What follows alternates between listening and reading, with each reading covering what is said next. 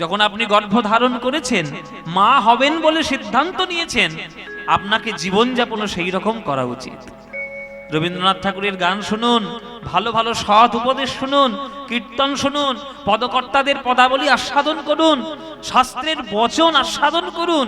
যত সুস্থ এবং যত স্বাভাবিক জীবন আপনি সন্তানকে দেবেন, সন্তান বড় হয়ে সেই মঙ্গলময় কার্যের দিকে ব্রতী হবে, নইলে হবে না। আপনার গর্ভে সন্তান আর আপনি ফষ্টি নষ্টি সব সিরিয়াল দেখে বেড়াচ্ছেন ওই টিভির মধ্যে, নানান ধরনের উল্টো পাল্টা অশিক্ষিত অসভ্য অশ্রাব্য অশ্লীল গান আপনি শুনে বেড়াচ্ছেন, আপনার সন্তান কেমন হবে? যেমন জমি তেমন ধান হবে, বলে দিলাম। এটা বৈজ্ঞানিকভাবে প্রমাণিত যে গর্ভধারণকালে মায়েদের জীবনযাপন যেমন হয়, সন্তান ঠিক তেমন হবে। সুতরাং ভক্ত যদি হতে চান, সকাল থেকেই ভক্ত হওয়ার চেষ্টা করুন। ওই দুপুরে গিয়ে ভক্ত হবেন কি হবেন না কোনো কিন্তু ঠিক নেই।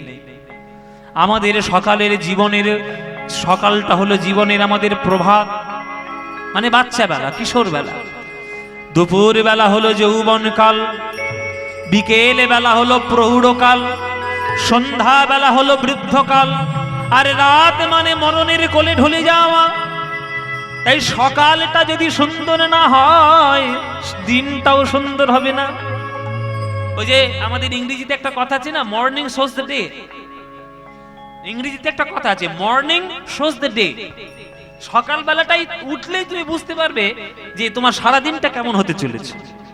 সকালটা যদি ভালো হয়, দিনটাও তোমার ভালো যাবে। তাই প্রভাত কৃষ্ণ নাম পূর্ণ হবে মনস্কাম, বদন ভরে বলো একবার হরি নাম রে।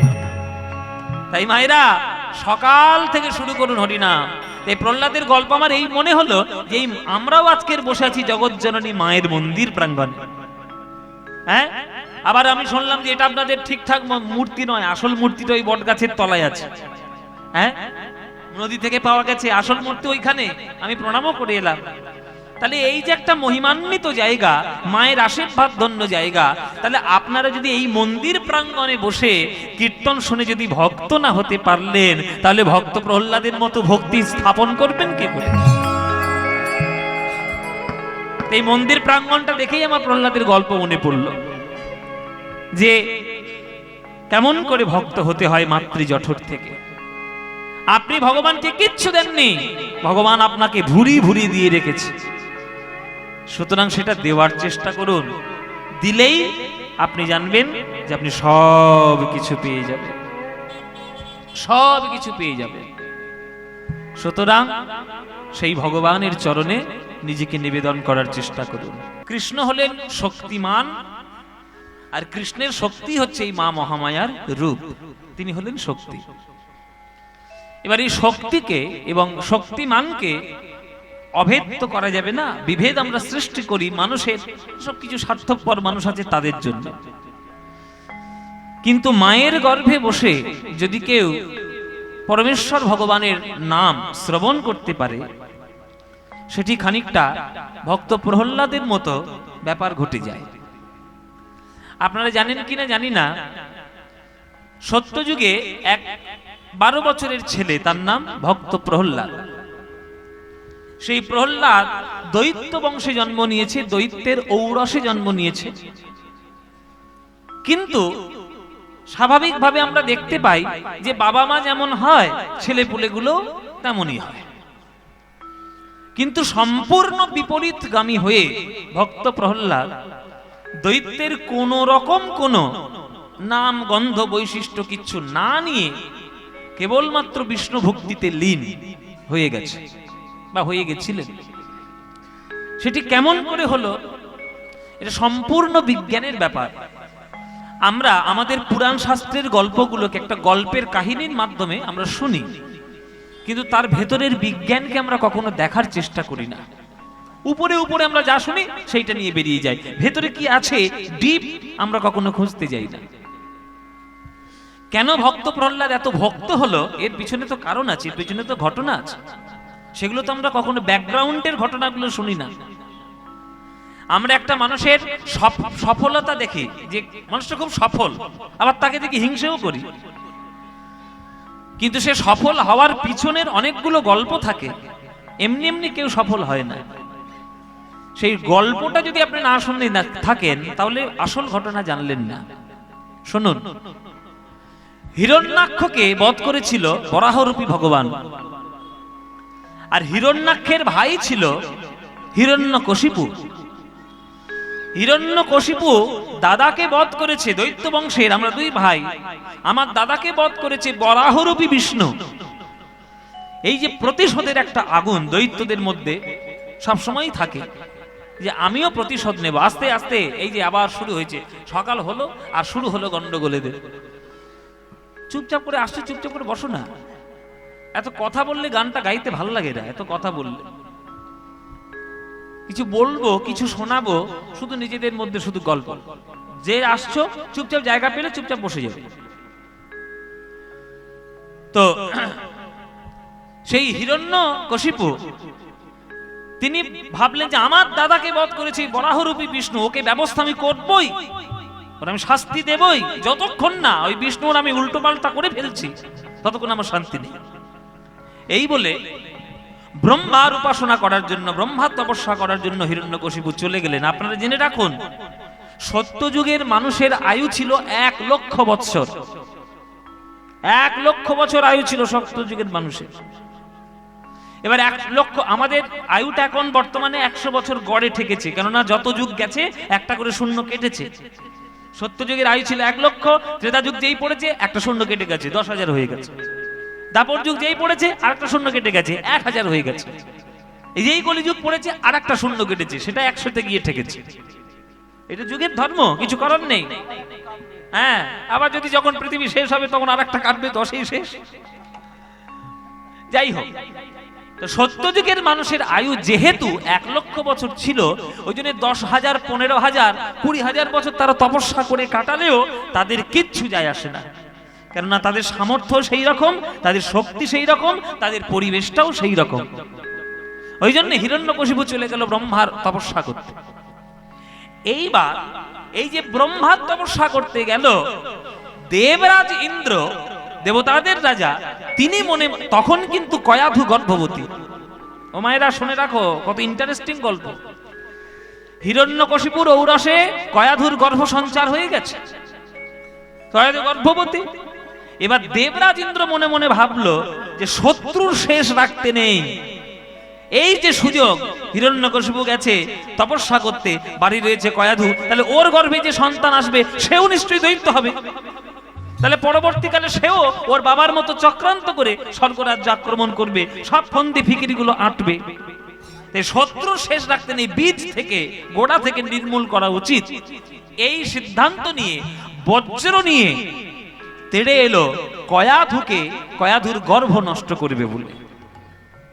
মায়েরা, দেবরাজ ইন্দ্র আজকের কয়াধুর গর্ভ নষ্ট করবে বলে যখন বজ্রপাত করতে যাচ্ছেন, তখন ছুটে এলেন আরাক ঋষি। যে ঋষিকে আপনারা সবসময় ঝগড়া বাঁধাতে জানেন, সেই ঋষি ছুটে এলেন। তার নাম হচ্ছে দেবর্ষি নারদ। নারদ এসে দেবরাজ ইন্দ্রকে যে কি তিরস্কার করেছিল আপনারা কল্পনা করতে পারবেন না। যে তোমার লজ্জা করে না, দেবতাদের রাজার পদ নিয়ে বসে আছো, আর অসুরের মতো প্রবৃত্তি, অসুরের মতো আচরণ, না কোনো ধর্মজ্ঞান, না কোনো নীতিজ্ঞান, তুমি একটা গর্ভস্থ শিশুকে হত্যা করার জন্য, একটা অবলা নারীকে হত্যা করতে যাচ্ছ বজ্র দিয়ে, লজ্জা করে না? দূর হও এখান থেকে, অসভ্য। নানান ধরনের তিরস্কার করেছিল। দেবর্ষি নারদের তিরস্কারে দেবরাজ ইন্দ্র ফিরে গেছিল, আর আঘাত করেননি। তখন নারদ মুনি কয়াধুর কাছে এসে বলছে, মা, এইখানে তুমি যতদিন থাকবে আর তোমার এই গর্ভে সন্তান যতক্ষণ থাকবে, নানান ধরনের শত্রু তোমার চারিদিকে ঘুরে ঘুরে বেড়াবে। কিন্তু ভগবান আমাকে আজ্ঞা দিয়েছে, দৈত্য বংশকে উদ্ধার করার জন্য তোমার গর্ভেই আসছে এক বিরাট মহান ভক্ত, তাই তোমাকে রক্ষা করা আমার কর্তব্য। এই দেবর্ষি নারদ কয়াধুকে নিয়ে নিজের আশ্রমে চলে গেছিলেন, নারদের আশ্রম। ওই নারদের আশ্রমে কয়াধুকে প্রতিপালন করেছিলেন এই নারদ মুনি। শুধু প্রতিপালন নয়, রোজ শ্রীমদ্ ভাগবতের শ্লোক পাঠ করে ওই কয়াধুকে শোনাতো। আর এই কয়াধুর কর্ণের মাধ্যমে, কয়াধুর গর্ভে যে ভক্ত প্রহ্লাদ বসেছিল, 1 নয়, 2 নয়, 3 নয়, 4 নয়, 5000 বছর ধরে ওই গর্ভের মধ্যে শ্রীমদ্ ভাগবত মুখস্থ করে ফেলেছিল এই ভক্ত প্রহ্লাদ। 5000 বছর। মায়েরা, মায়ের গর্ভে বসে বসে প্রহ্লাদ শ্রীমদ্ ভাগবতের শ্লোক, বিষ্ণু ভক্তি মুখস্থ করে নিয়েছে। সেই ছেলেটা ভক্ত হবে না তো হবেটা কে? মায়েদের উপর নির্ভর করে সন্তান কেমন হবে, এটা জেনে রাখুন মায়েরা। আপনারা যখন মা হবেন তখন জেনে রাখবেন আপনার জীবন যাপনের উপর সন্তানের ভবিষ্যৎ নির্ভর করবে, সে কেমন হবে না হবে। সুতরাং প্রহ্লাদ কয়াধুর গর্ভে, আর গর্ভে বাচ্চাদের কোনো চিন্তা থাকে না জানো। মা খেলে খেতে পাই, মা ঘুমালে ঘুমাতে পাই, আমার কোনো চিন্তা নাই। মায়ের উপর সমস্ত কিছু নির্ভরশীল, কেননা সে এখনো জগতে আসেনি, জগতের অক্সিজেন সে পায়নি। যতক্ষণ না সে মায়ের গর্ভ থেকে বাইরে আসবে, তার খাদ্যদ্রব্যের চিন্তা তার হবে না, মায়েরই হবে। সেই মায়ের গর্ভে বসে বসে যে ছেলেটা 5000 বছর ধরে শ্রীমদ্ ভাগবতের শ্লোক মুখস্থ করেছে, সে ভক্ত হবে না তো হবেটা কি? তাই আপনাদেরও সেই প্রচেষ্টা করা উচিত। প্রভু মেরো, প্রভু মেরো, প্রভু মেরো, প্রভু মেরো। সুরদাস, সুরদাস বলে একটা ভক্ত ছিল। তিনি তার গানের মধ্যে বলছেন, হে প্রভু, জন্ম নিয়েছি পৃথিবীতে মানব দেহ নিয়ে, কিন্তু তোমার ভক্ত আমি হতে পারলাম না। কেননা পাপে অপরাধে কালিমা লিপ্ত হয়ে আমার মনটা এমন ভরে রয়েছে, আমি ভক্ত হতে পারিনি। তা প্রভু, তুমি তো পরশমণি, তুমি তো পরশ পাথর, আমার মতো পাপী ভক্তকে তুমি একটু ভক্ত করে দাও না। প্রভু মেরো, প্রভু মেরো, অবগুণ চিত না ধরো। প্রভু মেরো, অবগুণ চিত না ধরো। প্রভু মেরো, অবগুণ চিত না ধরো। প্রভু মেরো, অবগুণ চিত না ধরো। প্রভু মেরো, অবগুণ চিত না ধরো। समदर्शी है नाम तिहारो, समदर्शी है नाम तिहारो। समदर्शी है नाम तिहारो, चाहे तो पार करो। प्रभु मेरो अवगुण चित ना धरो। प्रभु मेरो अवगुण चित ना धरो। प्रभु मेरो अवगुण चित ना धरो। অপূর্ব গান, আস্তে অপূর্ব গান। শুধু গানটার এবার ব্যাখ্যা করছি, শুনুন মন দিয়ে। অবগুণ চিতে না ধরো। গুণ, গুণের উল্টো কি হয়? দোষ। দোষ গুণ, তাহলে গুণের উল্টো দোষ। ও মায়েরা, ঘরে চাটা খাওয়া হয় নাকি? ঘরে চাটা খান তো? ঘরে চায়ের কাপ আছে? একটা চায়ের কাপে যতটুকু চা ঢালা সম্ভব, তার থেকে যদি বেশি চা ঢালি কি হবে? উপচে পড়ে যাবে। কবি বলছেন যে আমার হৃদয়টা ওই রকম একটা কাপের মতো, আর চাটা হচ্ছে পাপের মতো। ওই পাপ রূপী চা হৃদয় রূপী কাপে যতটুকু ধরার দরকার ততটুকু তো করেইছি, বরং এত পাপ বেশি করেছি, হৃদয়ের মধ্যে আর জায়গা নেই, উপচে উপচে সব পড়ে যাচ্ছে। উপচে উপচে পড়ে যাচ্ছে। হ্যাঁ, তাই আমার হৃদয়ে কাঁপে, আমার পাপ ধরার জায়গা নেই। কিন্তু প্রভু, তুমি তো শুনেছি সমদর্শী, তুমি নাকি সবাইকে সমানভাবে বিচার করো। তা আমার হৃদয়ে পাপেই ভরে যাক বা আমার হৃদয়ে পুণ্যতে ভরে যাক, আমি তোমার চরণ শরণ গ্রহণ করেছি, আমাকে যেন কৃপা করে দূরে সরিয়ে দিও না, তোমার চরণ একটু জায়গা দিও। समदर्शी है नाम तिहारो, चाहे तो पार करो, प्रभु अब गुण चित ना धरो।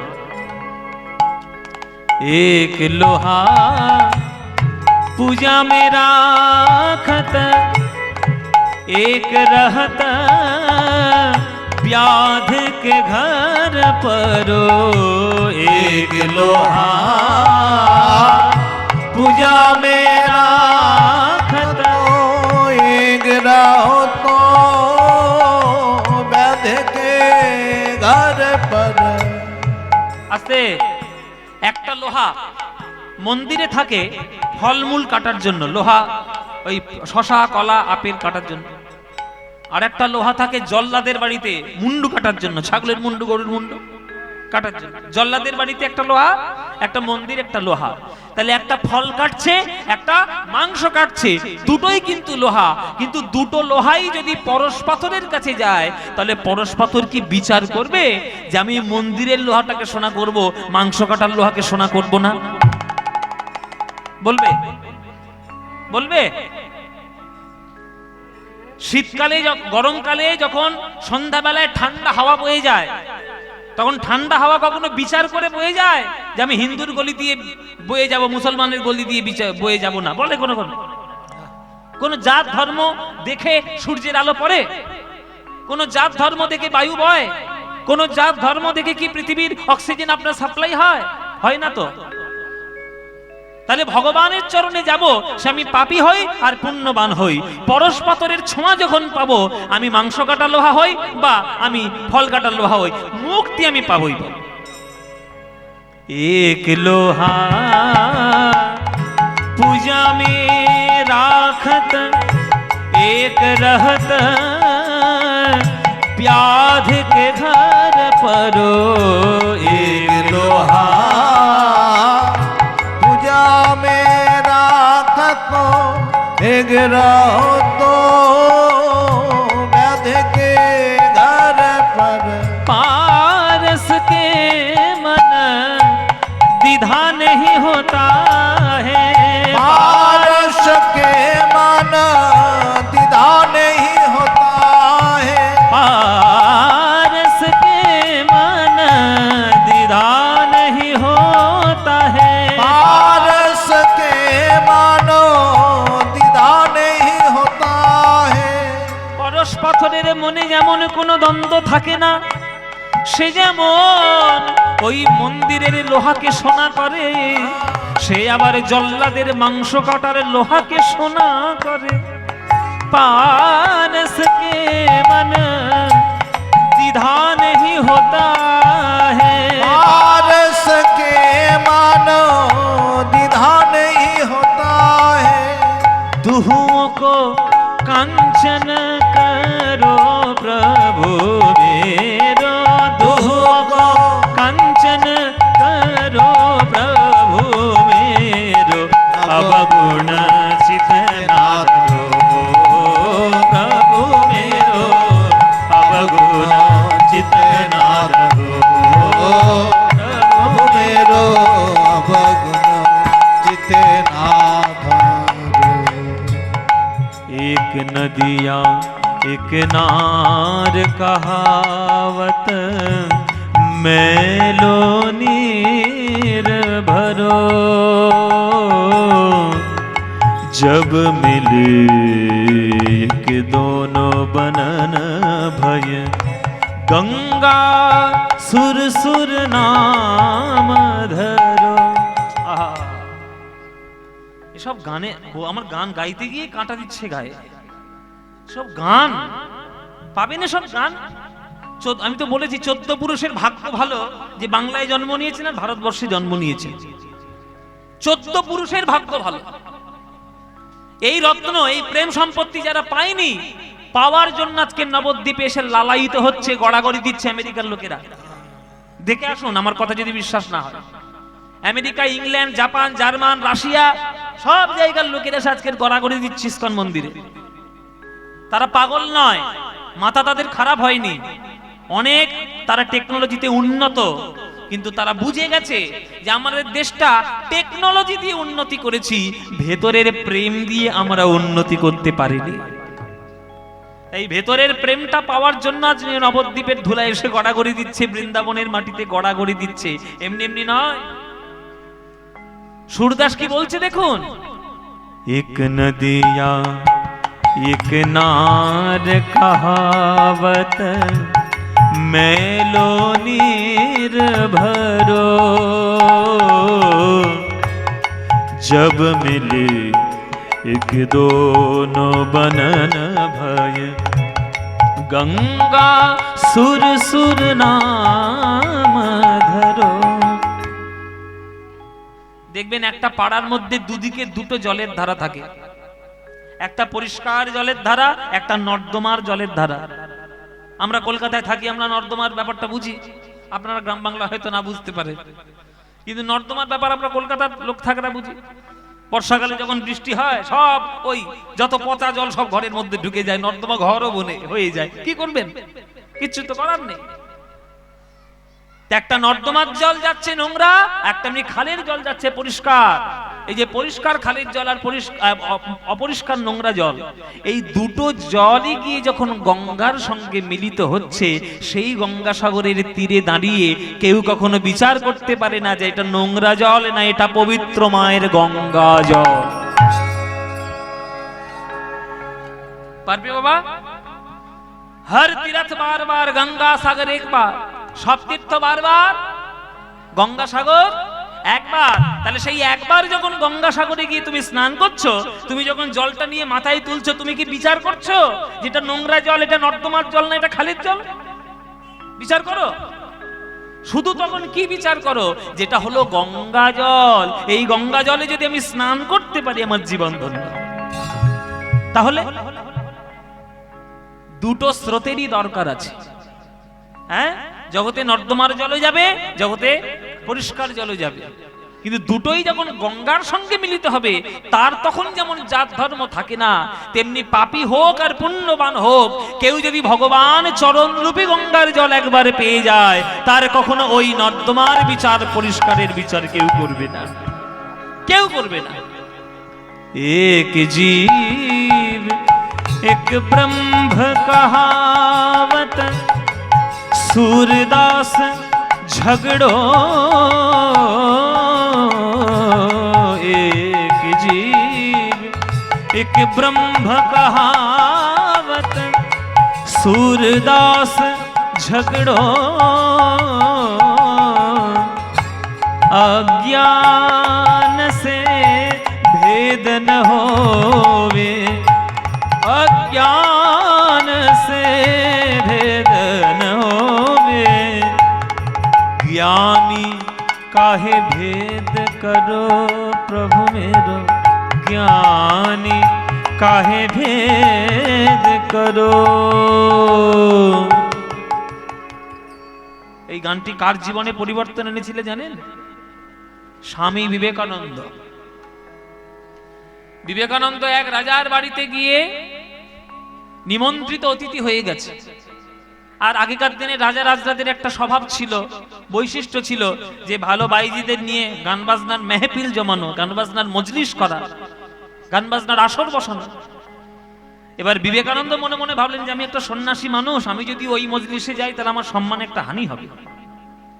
এবার যিনি গান গাইতে এসেছেন, যে বাইজি, তিনি কিন্তু বিবেকানন্দের নাম বহুদিন ধরে শুনেছেন, যে একটা বাঙালি ছেলে আমেরিকার মতো শহরে গিয়ে ভারতবর্ষের ধর্মকে রিপ্রেজেন্ট করেছে, ভারতের ধর্মকে নিয়ে প্রচার করেছে, কত বড় কাজ তিনি করেছেন। তাই শ্রদ্ধায় সম্মানে তার মনটা বিবেকানন্দকে দেখার জন্য একটু উদ্গ্রীব হয়েছিল। কিন্তু বিবেকানন্দ মনে মনে ভাবলেন যে আমি যদি একটা ওই রকম বাইজির গান শুনতে যাই, লোকে কি আমাকে ভালো বলবে? তো একটু ক্ষুণ্ণ বোধ করে তিনি উপরের ঘরে রইলেন, তিনি নিচে গান বাজনার মেহফিলে আর গেলেন না, ওই জলসাতে তিনি গেলেন না। এবার এই ঘটনাটা ওই বাইজির মনে খুব খারাপ, মানে খুব দুঃখ পেলেন। যে আমি শোনাতে যাকে গান শোনাতে এলাম তিনি আমার চোখের সামনে নেই। আসলে জীবনটাই আমার এমন, ভগবানের গান শোনানো আমার হলো না। এমন এক পাপী জীবন আমার, যে গুণী মানুষের সম্মান করার ভাগ্য আমার হলো না। এটা একটা মনে মনে দুঃখ ছিল। তখন তিনি এই গানটি ওই সভার মধ্যে ধরেছিলেন, গানের আসরের মধ্যে ধরেছিলেন। আর গানটা গাইতে গাইতে গাইতে গাইতে ঠিক এই লাইনটা যখন তিনি বলেছেন, এই শেষের লাইনটা, অজ্ঞান সে ভেদ না হবে, জ্ঞানী কাহে ভেদ করো। যারা অজ্ঞানী তারা নালা নর্দমার বিচার করবে, কিন্তু যারা জ্ঞানী তারা নালাও দেখবে না, নর্দমাও দেখবে না, খাল দেখবে না, পুকুর দেখবে না। তারা যদি গঙ্গাতে ডুব দেয় সকল জলকে মা গঙ্গাই বলে মনে করবে। যখন এই লাইনটা সে গেয়েছে যে অজ্ঞান সে ভেদ না হবে, জ্ঞানী কাহে ভেদ করো, এই কথাটা শুনে বিবেকানন্দ একবার চমকে উঠেছিল। সর্বনাশ, আমার কি সর্বনাশ হয়ে গেল। সাধারণ মানুষের দৃষ্টিতে ওই মেয়েটা পাপী হতে পারে, ওই মেয়েটা পতিতা হতে পারে, ওই মেয়েটা সমাজের চোখে নষ্ট হতে পারে, কিন্তু আমি তো সন্ন্যাসী মানুষ, আমার মনের মধ্যে ওই বিচার কেন থাকবে? তাহলে এখনো পর্যন্ত আমি সন্ন্যাসী হতে পারিনি, ঠাকুরের দেখানো রাস্তায় আমি এখনো চলতে পারিনি, আমার এখনো অনেক শিক্ষার বাকি আছে। জানো বাবা, ওই উপরের ঘর থেকে বিবেকানন্দ ছুটে এসে ওই বাইজির পা জড়িয়ে ধরেছিলেন। ময়নাবাই, মা, মা গো, আজ তুমি আমার প্রকৃত গুরুর মতো শিক্ষা দিলে, যে সমাজে অজ্ঞান জ্ঞান ভালো মন্দ তারাই ভেদাভেদ করবে, যারা অজ্ঞানী, যারা সত্যিকারের জ্ঞানী হবে তারা কেন ওইভাবে বিচার করবে? এই হলো সেই গান, যে গান মানুষের মনের মধ্যে থেকে ভেদাভেদ দূর করে দেয়। জগন্নাথ স্বামী নয়ন পথগামী ভব তুমি, হে ভগবান, তুমি যদি জগন্নাথ হও তাহলে তুমি পাপীদেরকে যেমন জায়গা দেবে তেমন পুণ্যবানদেরকে জায়গা সমানভাবে দেবে। নইলে তোমার জগন্নাথ নাম নেওয়া উচিত হয় নাই, তোমার নাম নেওয়া উচিত ছিল পুণ্যনাথ, জ্ঞানীনাথ, গুণীনাথ, ভালোনাথ। জগন্নাথ কেন হয়েছ? জগন্নাথ হয়েছ মানে আমি পাপী হই আর পুণ্যমান হই, যেমনই হই না কেন তোমাকে কৃপা করতেই হবে। কি গো মায়েরা, একটা সরকারের নিয়ম যখন চালু হয়, এইখানে আমাদের এমএলএ বাবু আছেন নাকি, এমএলএ মশাই আশিস বাবু, জনসেবার কার্যের জন্য উনি রয়েছেন আপনাদের সব কিছু দেখার জন্য। এই এমএলএ বাবু তো ভালো বলতে পারবেন যে একটা সরকারের যখন কোনো প্রকল্প আসে সেটা কাউকে ভেদাভেদ করে আসে কি না, সবার জন্য সমান আসে। ওই জন্যই ভগবানের সেই রাস্তা সব দেখে, সবার জন্য সমান। একটা ভারতবর্ষের আইন যখন তখন তৈরি হয় তখন সেই আইনটা সবার জন্য এক, কারোর জন্য বিশেষ কোনো ছাড় নেই, সবার জন্য এক। বিবেকানন্দ বলছে তাহলে আমার জীবনে কেন ওই মেয়েটা অসম্মানের অধিকারী হবে? আমার চোখে ও মাতৃ সমান, আমার চোখে ও মা। তাই চরণটা জড়িয়ে ধরেছিল, মা গো, আজ তুমি প্রকৃত শিক্ষা আমায় দিলে, সন্ন্যাসী হওয়ার মূল রাস্তাটা তুমি আজকে আমার কাছে খুলে দিলে দরজাটা। হ্যাঁ, এক জীব এক ব্রহ্ম কহাবত, सूरदास झगड़ो अज्ञान से भेद न होवे, अज्ञान से भेद न होवे, ज्ञानी काहे भेद करो, प्रभु मेरो अवगुण चित ना धरो, प्रभु मेरो अवगुण हरि हरि हरि, प्रभु मेरो अवगुण अवगुण चित ना धरो, धरो धरो, अवगुण चित ना धरो, प्रभु मेरो प्रभु मेरो प्रभु मेरो प्रभु मेरो अवगुण चित ना धरो, प्रभु मेरो अवगुण चित ना धरो, प्रभु मेरो अवगुण चित ना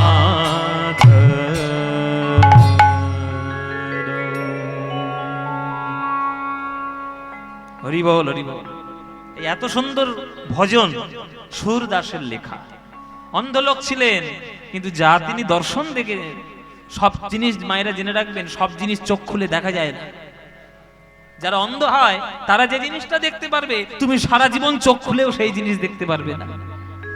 ওই জন্য কে কোন দৃষ্টিতে ভগবান দেখবে কেউ জানে না, তাই কাউকে অসম্মান করো না।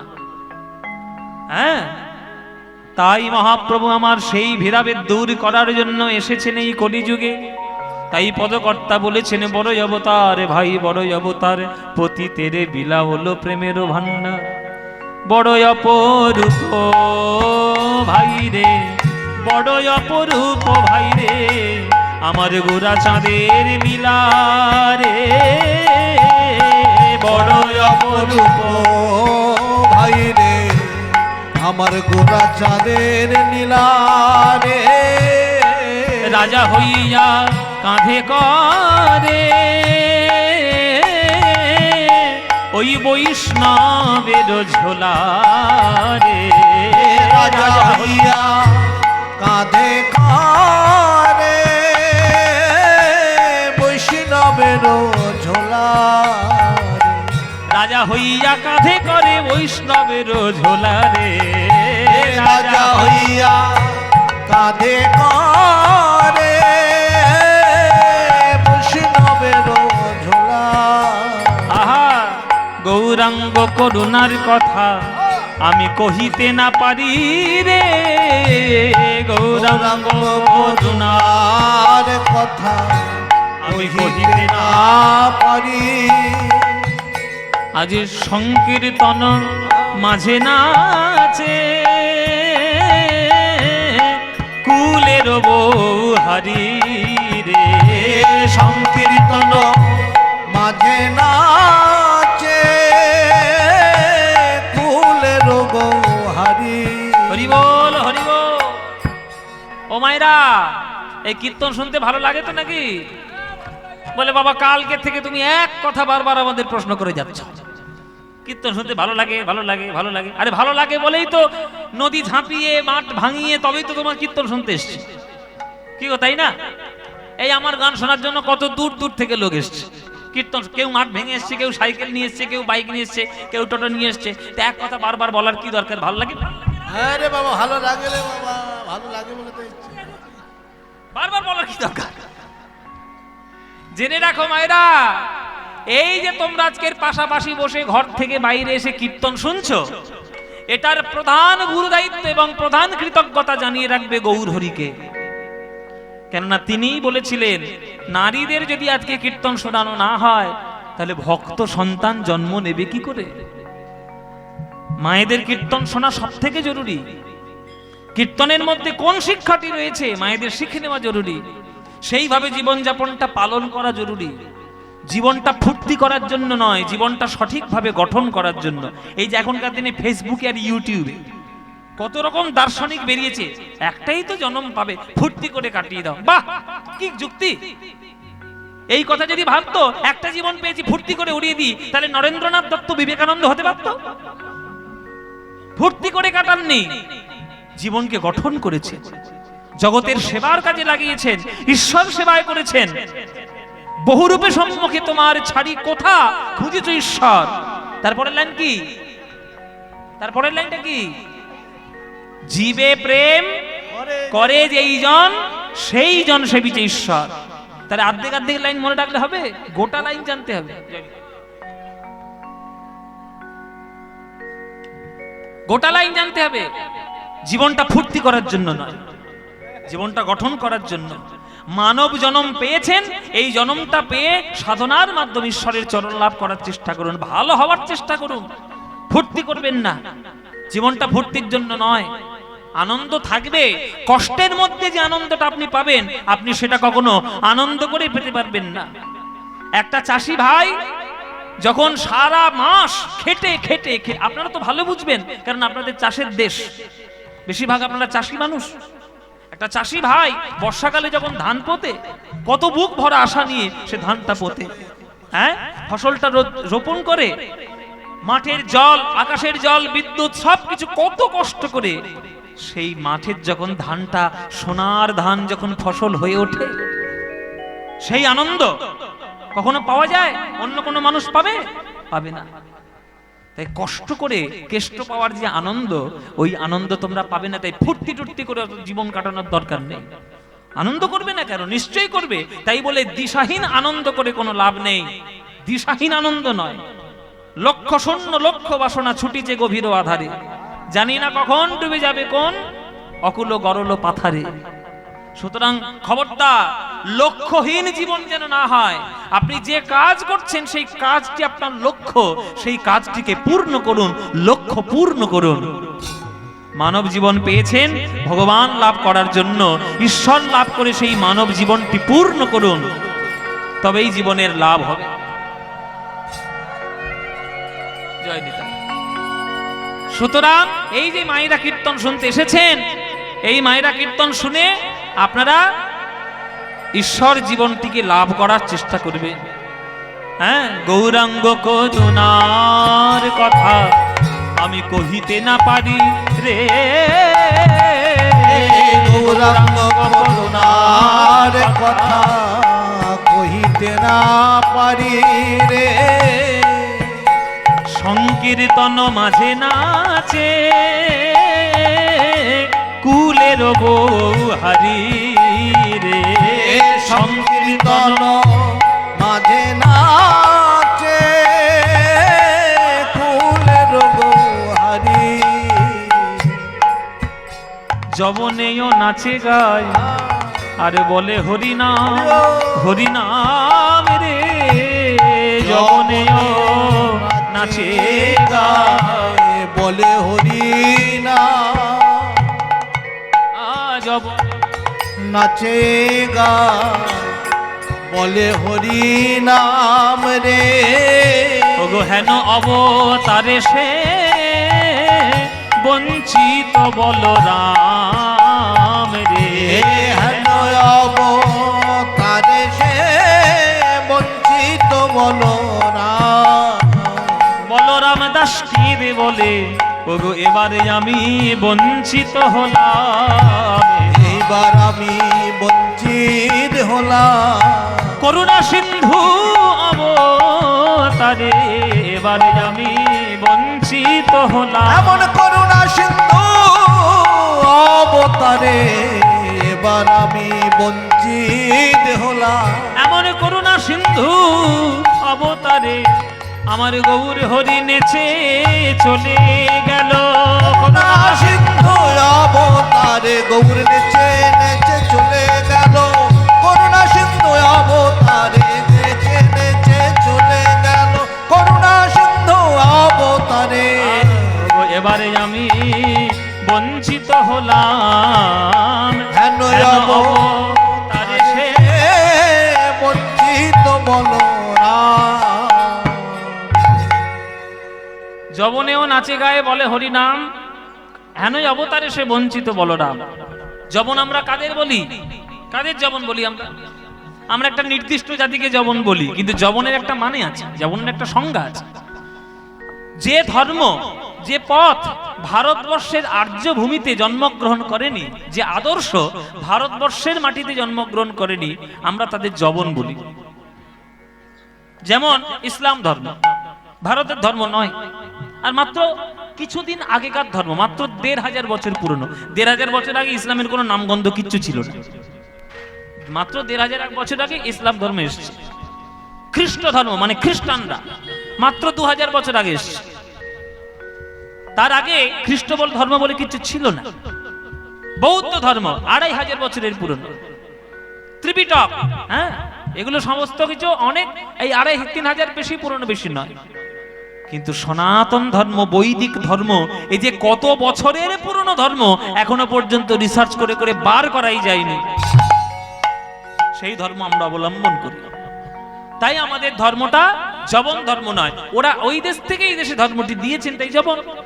কিন্তু তাই বলে তাদেরকে ছোট করে দেখা বা তাদের অসম্মান করা, এটাও কিন্তু আমাদের ধর্ম কোনোদিন শেখায়নি। যে আদর্শ যাকে মানুষ বানাতে সাহায্য করে, সেই আদর্শকে সম্মান করো। সে ইসলাম হোক, খ্রিস্টান হোক, বৌদ্ধ, যাই হোক, কোনো ব্যাপার না। কিন্তু আজকে যারাই যেমন ছিল তারাই কত কত হরিনাম বলে দিল। বলুন বাবা, যেমন হরিদাস ঠাকুর, চাঁদ কাজী, হ্যাঁ, এদিকে আকবর বলে একজন পদকর্তা ছিল, তিনি, কত ভক্ত রয়েছে মুসলিম ভক্ত, তারা হরিনাম করেছেন। আমাদের কলিযুগে নজরুল ইসলাম, কাজী নজরুল ইসলাম, ওনার যা গান, সে গান গাইতে গেলে তো বৈষ্ণবরাও কেঁদে পাগল হবে। তাহলে যবনেও নাচে গায় আর বলে হরিনাম হরিনাম রে, যবনেও নাচে গায়ে বলে হরি নাম রে, এ হেন অবতারে সে বঞ্চিত বলো রাম রে, হেন তারে সে বঞ্চিত বলো রাম। ওগো বলরাম দাস কেঁদে বলে, হায় হায় আমার এ কি হলো, আমি কেন বঞ্চিত হলাম, আমি কেন বঞ্চিত হলাম। যে গৌর হরি প্রেম রত্ন দিল, সেই আমি কেন বঞ্চিত হলাম। গৌর আমার চলে গেল, আমি কেন বঞ্চিত হলাম। লোকের হাতে ধরলো, লোকের পায়ে পড়লো, তবু আমি কেন বঞ্চিত হলাম। ওগো হাতে ধরে পায়ে পড়ে, আমি কেন বঞ্চিত হলাম। লোকের হাতে ধরে পায়ে পড়ে মুখে হরি হরি হরি বলে, হাতে ধরে পায়ে পড়ে হরি হরি বলো বলে, হাতে ধরে পায়ে পড়ে হরি হরি বলো বলে।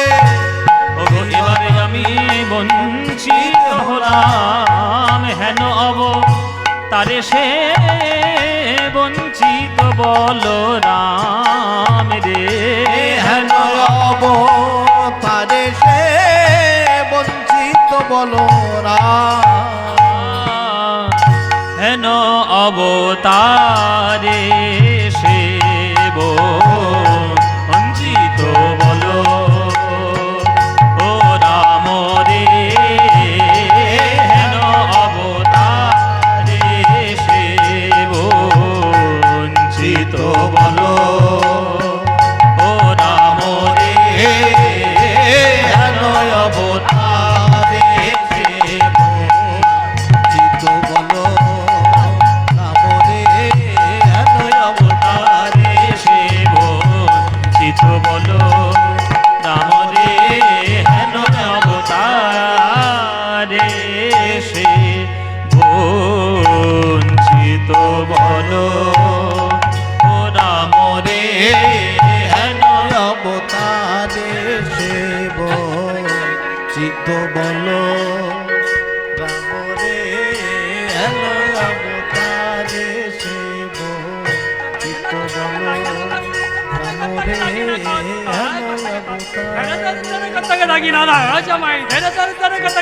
রাম রে, হেন অবতারে।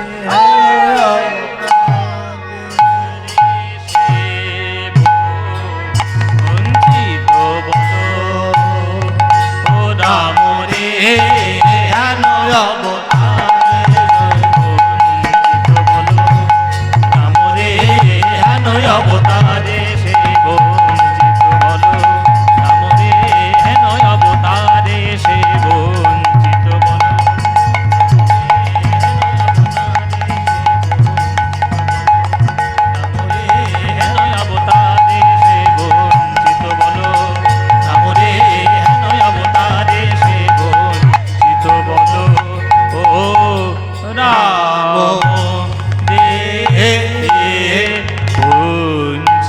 বলো।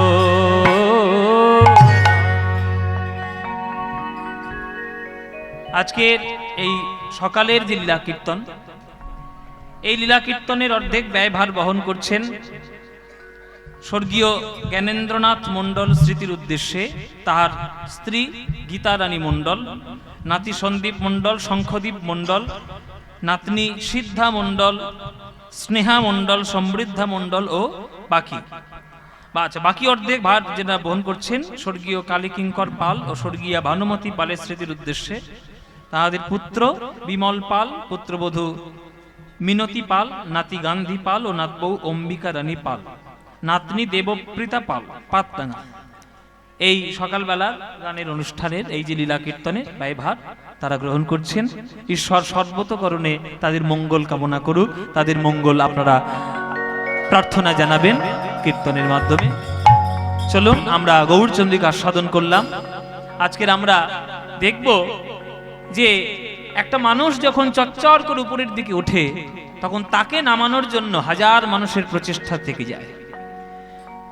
আমি যদি গৌরাঙ্গকে মানুষ বলেই দেখি, তাহলে গৌরাঙ্গ মহাপ্রভু যখন প্রেম ধর্ম প্রচার করছেন তার বিরুদ্ধাচরণ বহু মানুষ নবদ্বীপে করেছে। সেই বিরুদ্ধাচরণ করতে গিয়ে বহু লোকের বহু কিছু ঘটনা ঘটেছে। আজকের আমরা আস্বাদন করব পাতডাঙ্গা ভক্তদের ইচ্ছা যে গতকাল রাত্রির বেলায় কৃষ্ণলীলা এবং রাধা গোবিন্দের মিলন হয়েছে, আজকের সকালবেলা একটা গৌরলীলা আস্বাদন আপনি আমাদের করার। তো সকালবেলায় আমরা আস্বাদন করব যে মহাপ্রভুকে বদনাম করার জন্য বহু মানুষের প্রচেষ্টা ছিল।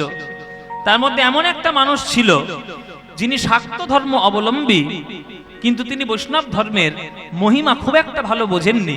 পরবর্তীকালে তিনি শাস্তি পেয়ে তিনি গ্রহণ করেছিলেন এবং সেই ঘটনা আজকের আমরা আস্বাদন করব। চাপাল গোপাল ভক্ত তার উদ্ধার লীলার মাধ্যমে আমরা মহাপ্রভুর লীলা আমরা আজকে দর্শন করব। চলুন সে লীলা আমরা আস্বাদন করি। সবাই মিলে সকালবেলায় মন দিয়ে শুনবেন। আপনাদের কোনো চিন্তা নেই, আপনারা সবাই নিজেরাই জানেন যে আমাদের গান আজকের শেষ হবে আর আপনাদের জন্য উদর পরিপূর্ণ করে প্রসাদের ব্যবস্থা আছে। আপনারা সবাই প্রসাদ পাবেন। হাজার হাজার মানুষের প্রসাদ সেবা আজকে নাকি সন্ধ্যা পর্যন্ত চলবে, প্রায় 10 থেকে 12 হাজার মানুষ নাকি প্রসাদ পাবে। বিরাট একটা রাজস্ব কাণ্ডের ব্যাপার আর কি।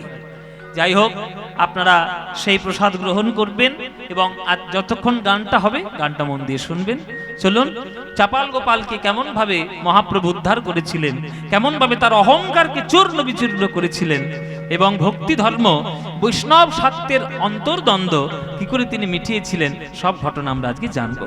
চলুন সকাল বেলায় আমার মহাপ্রভু সুরধ্বনি গঙ্গার তীর ধরে ভক্তগণ সঙ্গে লয়ে আজ হরিনাম করতে করতে ভক্ত চরণ ধরে কীর্তনে কৃষ্ণ নাম প্রচার করছেন।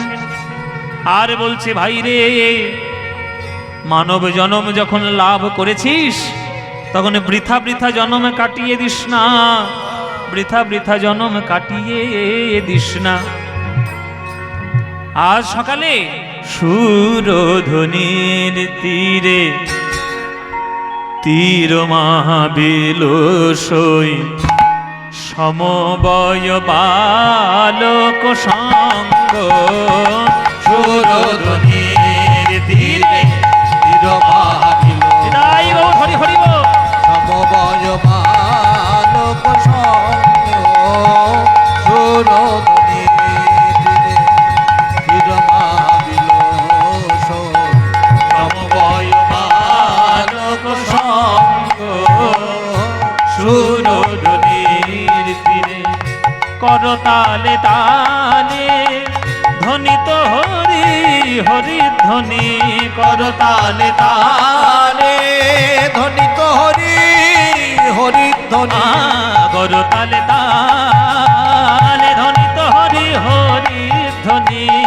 করতালে তালে ধ্বনিত হরি হরি ধ্বনি। একবার হরি হরি বলো ভাই, হরি হরি বলো, এই নাম বিনা গতি নাই,